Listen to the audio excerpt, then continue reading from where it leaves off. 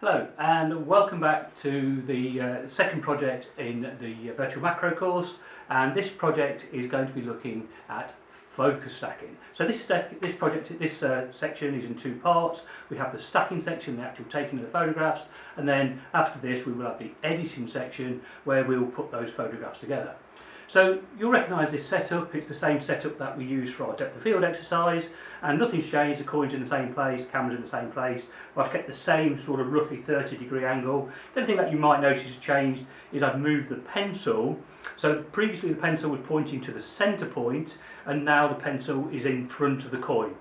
The reason it's in front of the coin is because when we're doing focus stacking, basically what's happening is we're moving our focus point from the front of the coin through to the back of the coin. And what we need to do, we're going to get bands of focus.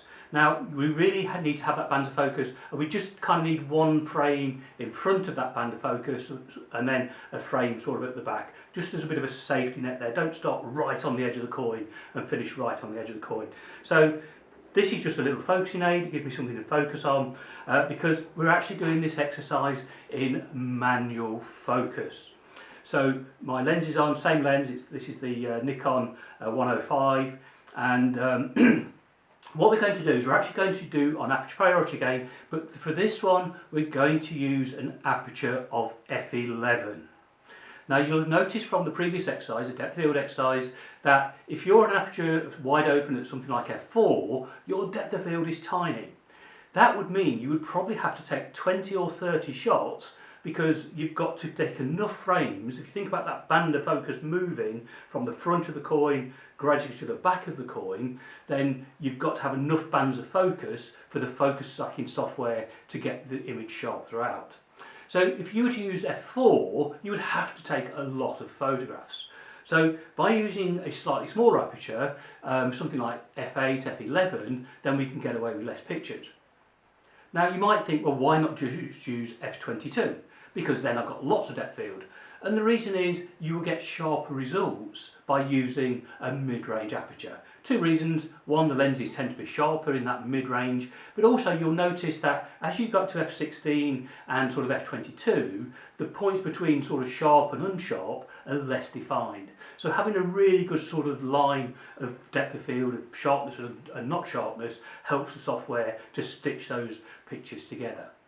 Okay, so same settings as before. I'm at 100 ISO, I'm still at auto white balance, the image stabilisation is switched off, and the important thing is now of course that we're on manual focus for all of these pictures.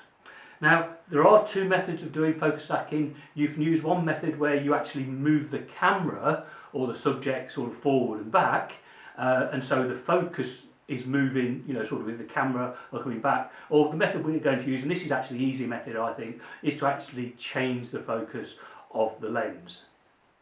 You can get something called a focus rail, which is sort of a rail with a knob sort of edge on it, and you can rotate this and it moves the camera forward and back. But I say this is far the easier way of doing it. So if we get started then, so I have my coin, I have my pencil, and I'm on manual focus. Now a lot of people are not used to using manual focus in this day and age. It is a bit of a knack, but you know, with practice you can get through there. So again, looking through the viewfinder, what I'm going to do is I'm going to bring my focus to the pencil. So I focus on the pencil. Great thing about the pencil there, it's got good sort of texture to it, and it really does help you to focus quite well. Then without moving anything, I'm just going to take my pencil away from the photograph. Okay, but of course remembering that the focus is at that point. And now you're going to look through the viewfinder, you're going to think, well, nothing sharp, what have I done wrong? You haven't done anything wrong, that's exactly how it is. And we're going to go, make sure, double check my aperture. There we go, aperture of f11. That's given me, in this case, a shutter speed of around that 100th of a second, which is quite nice.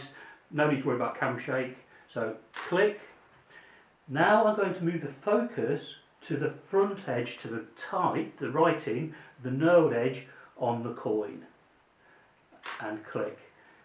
Now I'm going to move the focus back a little bit onto the next ring. So you'll see here on the coin you've got these rings going back, and so what we want to do is we now move back to the next ring, and that's why this £2 coin is ideal. And then we're going to do the same again to the next circle. Sometimes when you're moving the camera you might see it move a bit, shake, just let it stop shaking. Okay, and the next one. Now don't worry, you're better to take too many shots. If you're not sure where you are, then just take extra shots. You're much better to have 2 or 3 extra than not enough.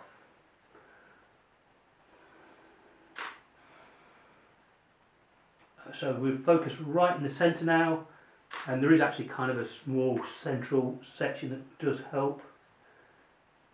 Now we're focusing on, there we go, we're focusing on the sort of the inner circle, the back edge of that.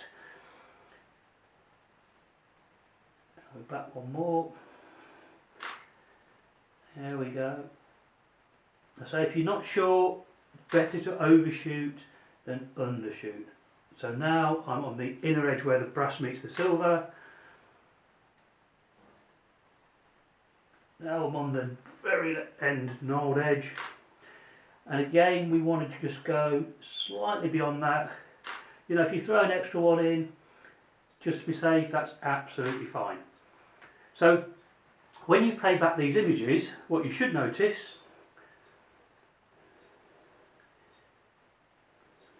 is as you come back, the focus point is moving towards the front of the coin. And then there should be there'll be one right at this very start where everything looks out of focus. Don't worry about that, that's absolutely fine. Okay, so I would leave the setup where it is just in case it may be that you missed one out or something like that. So if you're happy with that, then take the card out, go and have a look at your images and see how you've done. So notice how the focus moves back along the coin, remembering of course to take a picture slightly in front of the coin and then at every ridge along the way, and also one slightly at the back. You should take around about 11 frames to cover the whole surface, and then we'll stack those together, and this is the finished article. And as you can see, it's sharp from front to back.